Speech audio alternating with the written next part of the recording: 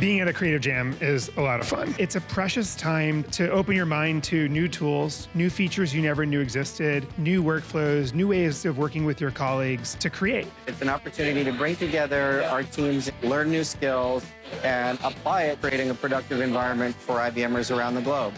I think the value of the Creative Jam is to think about how to use Adobe products in new and creative ways.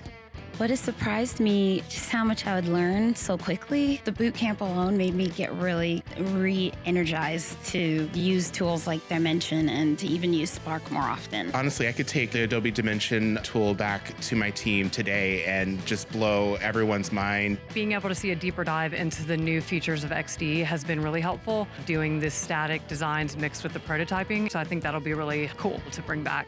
So we actually walked around the city and we were like using the software and just like seeing what we could capture. At Vice, we're really excited about Adobe Rush.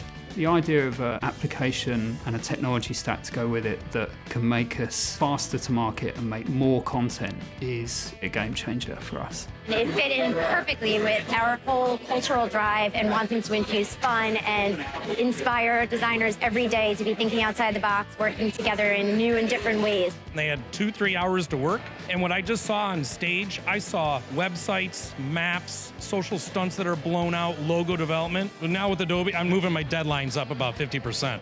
We found the content that the teams made at the Creative Jam event really, really exciting, and it really does show the potential of the product. So in some ways, Creative Jam is a forcing function for teams to get off the line and to think about new ways of creating, new tools to learn. And it's just a super fun experience, and you probably leave with a lot more energy than you came in with.